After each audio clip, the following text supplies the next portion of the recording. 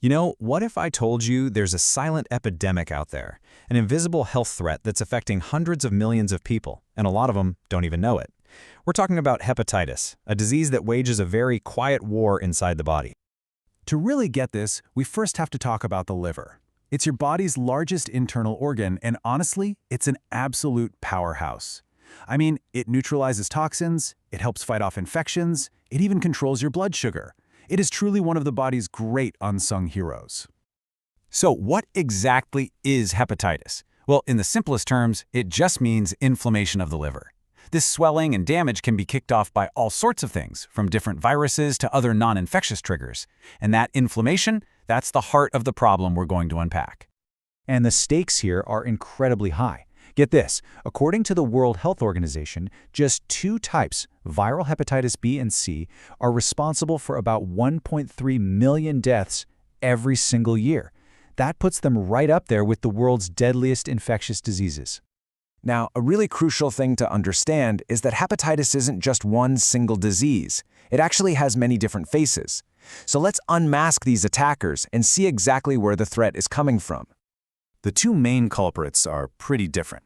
On one side, you've got viral hepatitis. It's caused by 5 main virus strains, which we just label A, B, C, D, and E.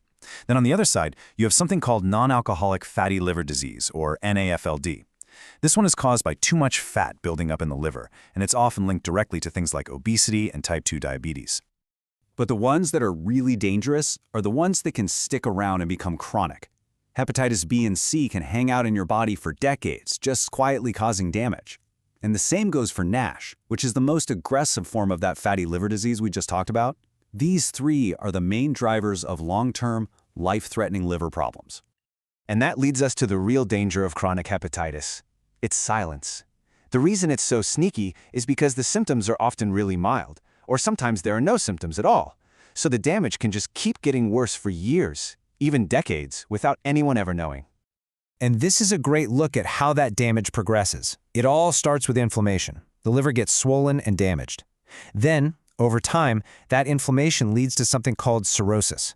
This is where your healthy, useful liver tissue is slowly replaced by hard, useless scar tissue. Eventually, there's so much scar tissue that the liver just can't do its job anymore. That's liver failure, and at that point, the risk of liver cancer goes way, way up. But the damage doesn't just stop at the liver. Oh no. A failing liver creates this cascade of problems that can affect your entire body. Look at this list. It can range from heart issues and nerve problems to severe joint pain, fatigue, even mental health issues. It really is a system-wide assault. Okay, so that's a pretty grim picture, I know. But this is where the story takes a really hopeful, incredible turn. Let's talk about the scientific revolution that has totally changed the game in the fight against hepatitis. First, let's look at hepatitis B. Now, trying to cure this virus has turned out to be an incredibly complex and challenging battle for scientists, one they are still fighting with everything they've got today. The big challenge here is the difference between what's called the clinical cure and a complete cure. A clinical cure, which is the goal right now, means we can suppress the virus long-term so your own immune system can keep it under control. But a complete cure, that means totally wiping out every last bit of viral DNA from the body, that's a whole other level of difficult, and we're not quite there yet. But when it comes to hepatitis C, the story is completely different.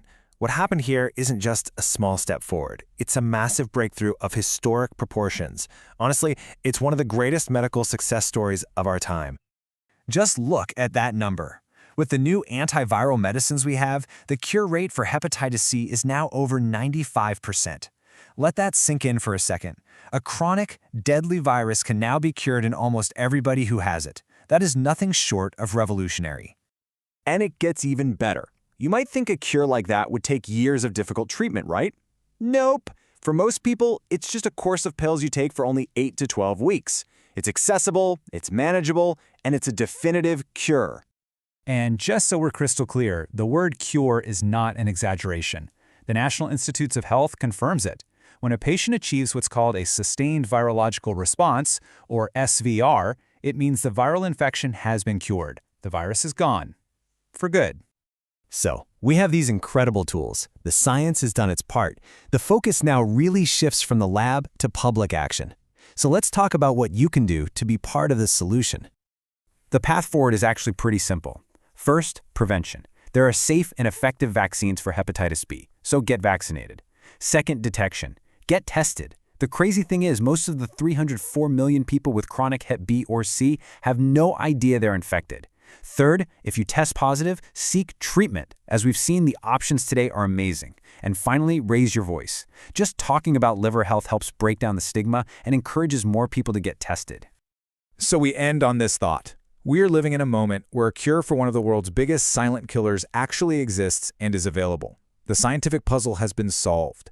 The new challenge is a human one. So the only real question left for us is, will we use it?